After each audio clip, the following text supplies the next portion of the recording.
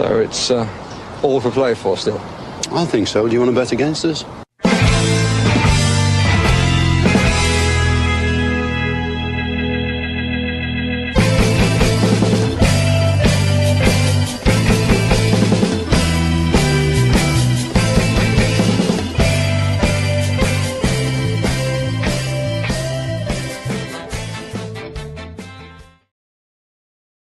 Aston Villa fans, I made it. Rumours of my demise were wide of the mark. I was trying to get my camera sorted out here because I was away for so long. It just decided it wouldn't connect to my computer, but we got it sorted, and thankfully, connections were found between strikers and midfielders and so on for Aston Villa today, because that was a much better second half, and a second half that really stamped Aston Villa's, I suppose, dominance on the game, and Aston Villa winning 3-0 against Preston. To be honest with you, a very resolute and a very dogged Preston team who had an awful lot to overcome due to the fact that they had 8 players out, and their goalkeeper was nearly as old as myself and only hadn't started in ages. So look, it's a great result for Aston Villa. Brilliant to be in an FA Cup semi-final. Huge boost for the club. Keeps a really I suppose a really intriguing season for Villa going. Obviously, we've got trips to Paris to come. We've got tough games in the league left as well, and now we've got a semi-final against Palace to look forward to as well. I didn't actually see the draw because I was stuck under my table here, and I just knew that we got Palace from what people were saying in the chat here. So on to them next. But let's talk a small bit about Preston first. I must say, the way they were set up in the first half was really good. Villa's side, obviously, I wasn't here for the team sheet tantrum, but you guys had the wonderful Paddy with you, and Paddy went down through the team. And I must say, I was a bit surprised to see that Rashford was going to lead the line. I know he was named in that position. I thought potentially it could be Morgan Rogers maybe leading the line there, but then I wondered who would play right wing. It didn't exactly jump off the page, but Rashford led the line. And in the first half, we were trying to play in behind this Preston team. Got a couple of free kicks where Rashford had goes from them. None of them very, very fruitful. And we had a multitude of corners in that first half. But I think in the first half, it was really very much a feeling out situation. I think Villa wanted to press Preston, but down the wings, and then they wanted to try a couple of balls over the top, get their centre halves turning, see what the goalkeeper could do. Was the goalkeeper going to come off his line? And look, I know at half time, reading through Twitter, and I know that that's probably a bad idea to do, but you read through Twitter and you see that a lot of people were a bit disappointed with the first half. Why haven't Aston Villa scored? Getting beaten by a low block again. All this stuff was coming out, and I think a lot with the new Unai Emery team, and specifically this Aston Villa team, and it's a dangerous game at times to play. Is there's a lot of shadow boxing that this team does. We did it last year as well, when we used to hold the ball in our defence, and in the first 10-15 minutes kind of have scripted plays to see where the defence were going to have their trigger points. I think Villa are doing that this season as well. I think teams are onto it, and Villa are taking a lot longer to try and find that. In recent games, you just have to see. You look against Bruges in the first game when we had the goals in the second half. Cardiff the same again today. When the game matters, Villa try and dictate possession, try and see where we can weaken teams, get teams turned, try and tire teams. And then in the second half here, we stuck to the same formula. And the first goal comes from Luka Dean pulling it back to, I think it was Luka Dean? I think it was Luka Dean pulling it back to Marcus Rashford, and he slides it into the bottom of the net. Rashford had a couple of chances, none of them really massively clear cut, but Villa just needed that one chance. There's a lot of auditions that go on within the game to get into that position, to get into that situation. And there was a couple of times where Villa tried that move and it didn't come off, and the personnel weren't in the right places. And Preston, were very well set. And Villa just needed them not to be set at one stage, and they were confident that they would get that time, and it happened. And then shortly after, we get the penalty. I think it's a clear penalty. He treads on Morgan Rogers' leg. Marcus Rashford was delighted to see him step up. We all said that he would be our penalty taker when he came into the club. And Rashford steps up, takes that goal excellently, or takes that penalty excellently. As I'm just looking at That's some of Rashford's play here. Oh yeah, that one the keeper did well to come out to save. I just looked at here. But yeah, he takes that penalty really, really well. And Villa go 2-0 up in a short space of time. And after that, the tie was over. It's completely over. Preston had one or two good chances prior to that, in the first half, but the tie was completely over. And then Jacob Ramsey gets a brilliant, brilliant goal. Just a really, really good goal, and a goal that he's needed. Because there's been a lot of times whereby Jacob Ramsey scores 100% of the shots when he's offside. But Jacob Ramsey wasn't offside today, and he does all the dirty work. Picks it up in a more central position, takes that ball forward, takes it forward, and shoots and strikes into the. And I think I'm just seeing it here now. Yeah, I think this is the goal. But it's just a really, really great piece of work from him. To be able to get into that position no, it wasn't the goal, but it's a great bit of work to be able to get turned and then take that shot, and that's going to do brilliant wonders for his confidence, because he's a player that knows he has to, that he's getting all the chances he needs under Unai Emery, and he's been playing well, just hasn't had that goal to go with it. And that goal, I thought he was really good today. I thought in the first half Jacob Ramsey was one of our most consistent players. Thought he was really good, and could have been in with a shout for man of the match today. But I think they were right when they gave the man of the match to Marcus Rashford. I put out a tweet saying about hold up play, and that's one area that we really missed Ollie Watkins. The hold up play that Rashford has in comparison to Watkins is night and day. Rashford gets those 2 goals, was really good finish and a really good penalty, and then Ramsey I thought played really well. A quieter game I thought for Asensio. He had come deeper an awful lot.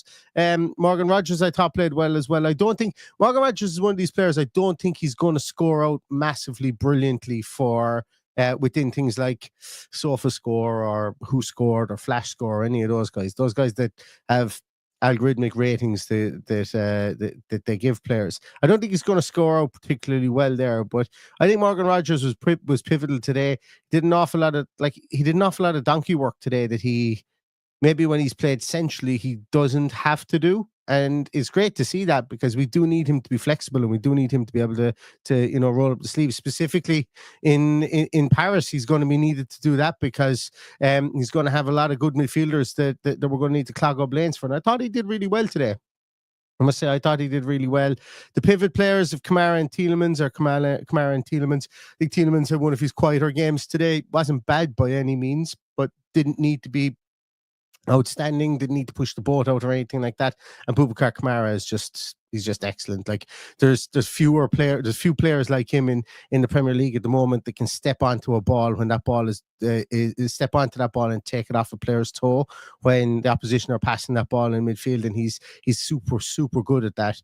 And I'm delighted that he has the big high hair at the moment, because it's great to be able to you see when he's around the place and you feel eminently calmer when he's in that area, that defensive area in midfield, because he's just so good. And the back four were brilliant. Konsa just showing his worth as a centre half. He's just brilliant. That article that Mings came out with today, that was released about Mings today, showing about how he's playing through the pain barrier. Once again, true leader, true legend for the club. And didn't have a whole pile to do today, but when he was called upon, he did what he needed to do. I think Villa's probably biggest hiccup, I think, in the whole day was Anyway, Martinez tried to throw the ball out, and Will Keane got onto the ball, and they stuck it in the back of the net. And Martinez and Villa were quick to claim for it. It's very Aston Villa for the referee to blow his whistle, point to the centre circle, and give that goal, and it didn't happen today. And I don't really know where it's millimeter stuff. I think the referee said it was still in the goalkeeper's hands. I personally would be looking behind me if I was Emi Martinez in that instance in future, and not taking it the chance, because that could have been one of those uniquely Aston Villa ways to concede a goal. One of those uniquely Aston Villa ways. We used the subs bench today. It was great to see some faces get on there. It was great to see Daniel Mallon get on. It was great, even albeit he didn't have too many touches of the ball. It's great to see Onana back. Great to see Garcia came on as well. Was it Garcia? I think Garcia. Did he come on? I thought he came on, but it looks like he didn't come on. But it was great to be able to run those players out. Get Tielemans off for a break, Asensio off for a break, because we've got big games coming up. We've Brighton coming, then we've got PSG. Then we've got a bit of a gamut that we've got to run through over the next couple of days and weeks, should I say? And it's going to be thoroughly enjoyable. Like, there would have been nothing worse for Aston Villa today, and this is saying something really, really obvious, but the way to talk about seasons being over in the space of a week, and you look, albeit Liverpool are top of the league by 12 points, but Liverpool going for a treble, and then suddenly within the space of a week, Liverpool are going for just the league. And look, hey, Jesus Christ, the league is a fantastic achievement, and they should celebrate until the drink comes out their eyes for winning the league. But a lot can be taken away from you in a short space of time. And if Villa had lost this game, let's say this game goes to penalties and Preston pull a result out of this and get this game, take this game away from Villa, momentum is huge within this game, and it's huge at this time of the season. God knows we know it. We know it under Unai Emery. Momentum is huge. We lost momentum at the end of last season to a slight degree, and we just held on to get that fourth spot. I know when I say just held on, I know Spurs lost momentum as well, and it was like neither of the two of us wanted it at times coming into the run in last year. And that's not to say we played poorly, but you know what I mean, in comparison to the form we had prior to Christmas. But you look back at the year prior to that, and Villa like winning and drawing, getting all the points and snatching 7th place in the last day of the season. You look at the Dean Smith run, Villa getting, like, we know how much momentum can be a positive impact on a group of players, and you have to say that winning a game like this, albeit against lower league opposition, in getting into the semi-final is huge for momentum. And that was going to stand us in good stead. And I'm sure Unai Emery will only use that as momentum for the Brighton game at the weekend, because that's or the Brighton game coming up, should I say, because that's a huge game for Villa too. Winning that is paramount. We just have to do it to keep our Champions League aspirations afloat, but also to solidify our European aspirations and beating the teams around us in the league. And then we go on to the gravy on top of the spuds. We go on to the PSG to play them. And then, beat PSG, you've got the carrot of potentially either Arsenal or Real Madrid in the semi-final. And, Villa fans talking about this as being like, and you can't say it's not a possibility, because there hasn't been a ball kicked in anger against PSG yet, and we don't know what way that's going to go. So you can talk about it as a possibility, and God knows it's a tantalizing finish to the season. It's a really, really mouth-watering and interesting. And I don't think there's actually a team in Europe, probably at the moment, there isn't a team in, I'd go so far as to say a team in Europe at the moment that has a fan base kind of looking at stuff here as wide-eyed as we are, and critical in certain areas, don't get me wrong, but as wide-eyed, but that have as much to look forward to, given the relative amount of dark days and doldrums that we've seen previously. We have so much to look forward to with this brilliant team that we've assembled. We've assembled a really good team now, and we're fighting on 3 fronts, and players coming back to full fitness and things like that. So maybe Lightning is being caught in a bottle by this team. And I'm not saying this result is proof that Lightning's been caught in a bottle. But what I'm saying here is that, people coming back on form at the right time. Rashford's 2 goals here are going to stand to him. Jacob Ramsey's goal is going to stand to him. Would have been nice if Watkins had stuck one of those 2 chances he got. He didn't. Coming back from injury, we need him firing fit. We need him firing on all cylinders and confident as well.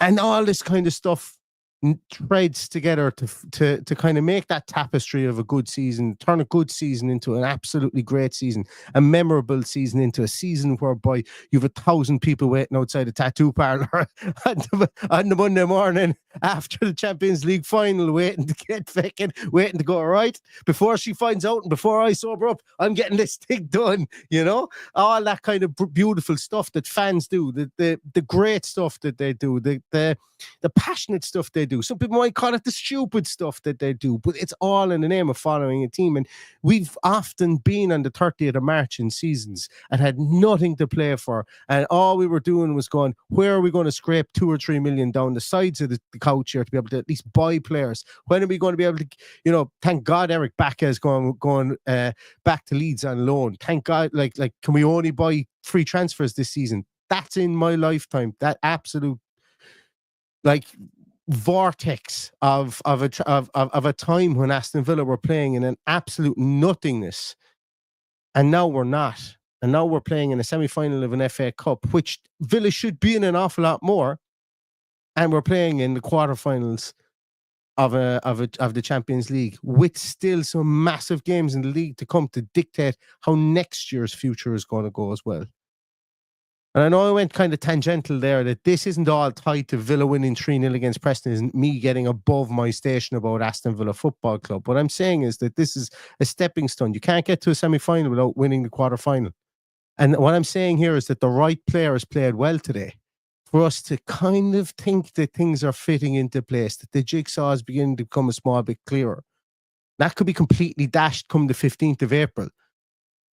It could be. We could lose our 2 Premier League games. We could be in 12th position, and PSG could have beaten us 12-0 in aggregate. That's also a possibility. But the possibility also is that Villa are beginning to hit form. That Villa are beginning to get fit when they need to get fit. And that Unai Emery is beginning to have timed his run with this team, where Villa have a next 2 weeks that are 2 weeks to remember. And I can go away and get married with a massive smile on my face then, and not really care, well, actually, and then be kind of, when I'm giving my speech, hoping people are shouting up that Rashford has scored 2 goals against Newcastle as well. So I like today, I wasn't expecting a high-octane performance. I wasn't expecting us to come out and blow the doors off Preston in the first half. I was expecting rust to be blown off. I was expecting players that had just come back from international duty to be getting used to not getting used to playing with each other again, but there's a short turnaround from when they get off the plane to when they get on the training pitch. The Saturday definitely helped. The fact that we didn't play on Saturday has been a good help in this.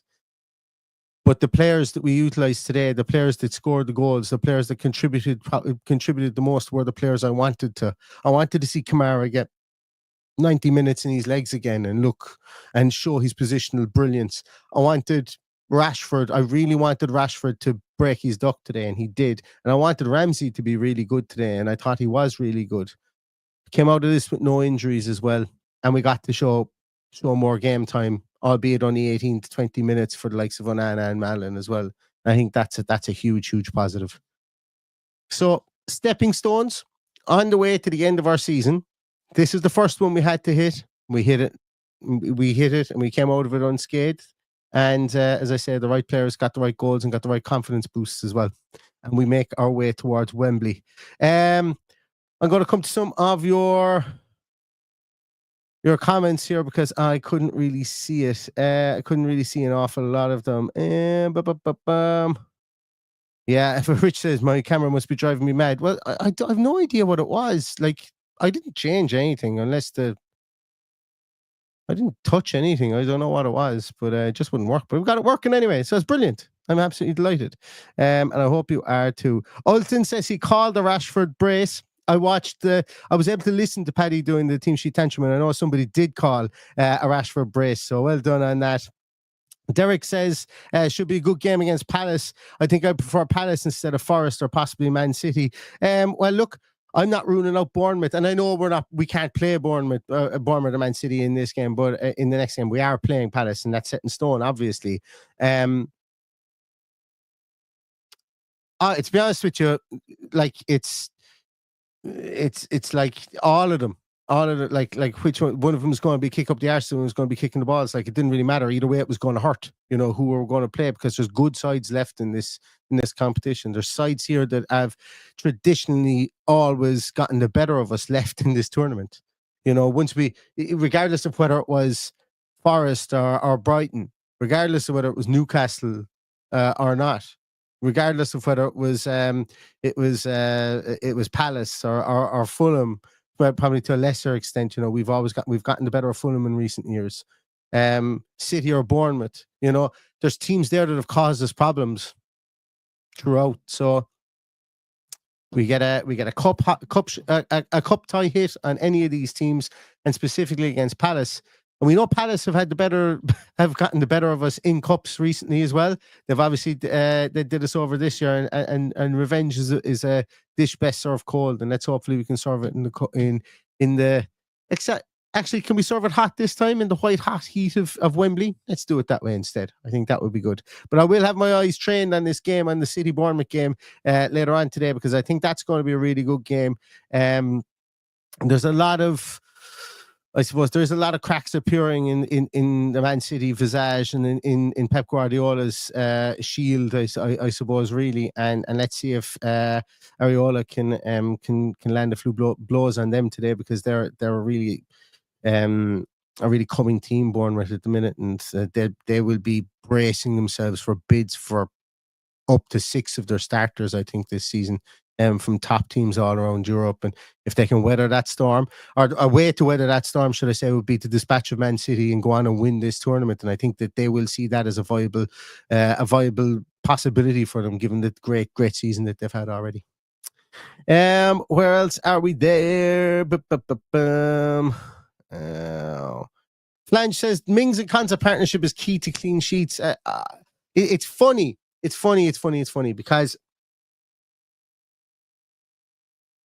like, no matter what we try in there, when we go back to that partnership, the chemistry, the almost the serendipitous kind of nature of the two of them always coming back together is just, it always makes things a lot more solid at the back. But yet we talk about, maybe at times we talk about, Mings having a rake in him and stuff like that, and that's absolutely true. Like, both things can be true at the same time.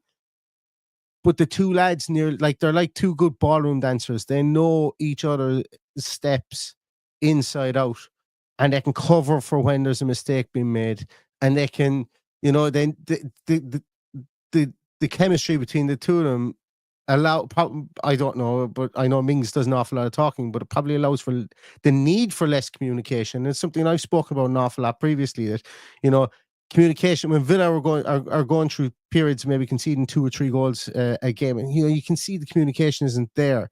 Between Cash and Bailey at the back post, between Digne and Pau Torres at times, or between the midfield talking back towards the defense and things. Sometimes just having that kind of that telepathic kind of relationship as a centre half partnership. It's not sometimes; it's all the time. Having that telepathic relationship is worth an extra step to you. It's worth. Like on paper, they may not be our 2 best centre halves, let's say, but they're our best centre half partnership currently. And again, I can't say it highly enough that Tyrone Mings playing through the pain barrier like he did, or like he explained. Like he said, his surgeon said, not a hope. Should you be playing, it should be 4 to 12 weeks you should be out. And he was back within 2.5 weeks because he had to come back. And he's putting in these performances. Big pat in the back for that man. Yeah, if anyone can give me a PO box for him, I don't want his home address, but a PO box. I'd like to send him something to say thank you from me over in Ireland, because, we're very quick to turn around and slate as no, sorry, I'll retract that. I would say football fans in general sometimes can be very, very quick to call out declines. We've done it ourselves in this podcast. Absolutely, there is mea culpas on that throughout the course of this podcast. But Tyrone Mings, coming back and getting his starting place in this team, and coming back mentally from picking up that ball against Bruges. I think when we look back in the cold light of day on this season, regardless of what has to come, we will see that as maybe a shift in solidity, I suppose, that has come, that the team has shown. That's not to say that he's better than Pau Torres, or Pau Torres is better than him or anything. It's not a conversation about 2 individuals. It's about the chemistry, I suppose, between that back line, and then feeding into how the dynamic of the team happens. Could we go out and concede 6 goals, and could he be the default of all those 6 goals in the Parc des Princes? Or Aston Villa, anything is possible. But fair play to him to play through the pain barrier the way he has done. And we know how Aston Villa centre halves with dodgy knees playing through the pain barrier. Sometimes magic things can happen when that happens. couple of people saying that Boubacar Kamara man of the match. I thought Bouba was brilliant. I thought Bouba was brilliant, and also as well as Jake says here, delighted with the contract rumors. Me too, delighted with the contract rumors for Boubacar Kamara. Yeah. One of the biggest bit of business for us this season is tying him down, making sure that if nothing else, we protect our asset, protect the value of our asset here. I think he's enjoying playing for the club. And I genuinely can't think of many more players that could come in here and give similar performances to him the way that he's playing at the moment within this system and this team. So sign him up, lock him down, protect his value, and see where it comes in the next few years.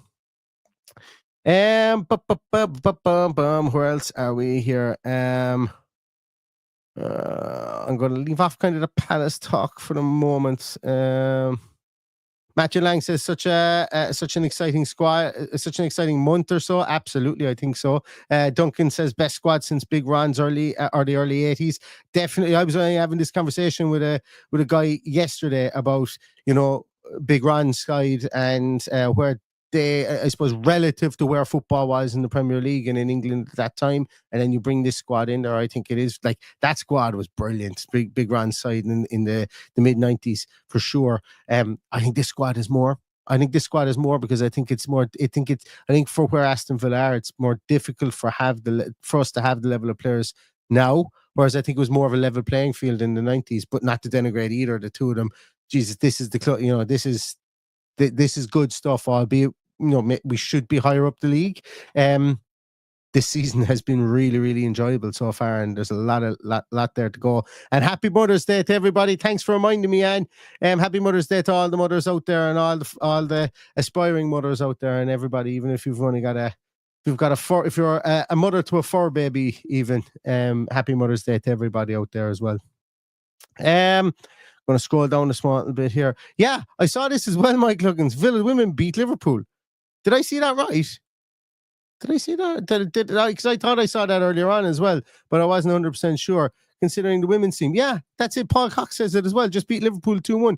Considering the Villa's women's team couldn't get out of their own way for the last 6 or 8 weeks, that is a brilliant news. Excellent. Carrie asks me to discuss Will Keane. Should he have been sent off? Yeah, he should have been sent off, but I can understand that the referee doesn't give the second yellow card for that. You can't go to VAR for it either.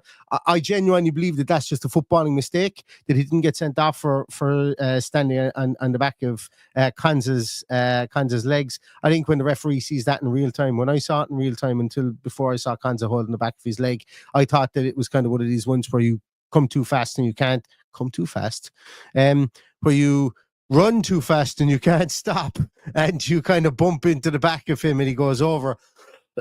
But like when you look at the replay, you look at that and you say absolute definite yellow card, definite second yellow card, and should have been sent off. But I will tell you, I probably would have been here banging the table if he had scored the winner against us or scored an equaliser to bring us into extra time and penalties. I would be banging the table here for it. But I suppose in the context of the game and where it finished up, I can understand why he wasn't sent off, albeit when you look at that replay, it's a clear second yellow card for sure. Where else are we? Abused Villain says, I'm worried I might have to change my YouTube new username. If we win a title this year, you have to announce it in the podcast. I love it. I absolutely love it. Where else? Where are we? Right. I think, do you know what? I think I'm going to I'm going to finish up on that one. And I've just gotten about 5 text messages as well saying, what happened to my finger? I got a boo-boo in my finger. I couldn't chop the top of my finger off. Pretty decent amount of the top of my finger off when I was making the dinner yesterday. And then to make matters worse, a glass exploded in my hand out of nowhere yesterday. And yeah, I've been in the wars. Since you guys last saw me, but I will live for sure. It's my left hand as well. All that's good for us leaning up against bar stools and pub furniture. That's all that's good for anyway. Right, I'm gonna leave you guys at that. I could talk for another half hour. As you guys can tell, I've had a lot built up over the last couple of weeks. My voice is back, thanks be to God. I feel really invigorated and ready to talk about Aston Villa, and a result like that really kind of sets the fire under me.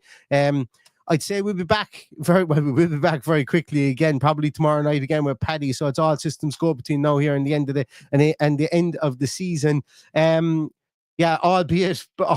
But for the game against Newcastle, I think we will have coverage and we will have team sheet tantrums, post matches for absolutely everything. So stick with us. I know we took a bit of a sabbatical there for the last couple of weeks, and thanks a million for everyone who reached out going, is everything okay? Why aren't you doing any podcasts?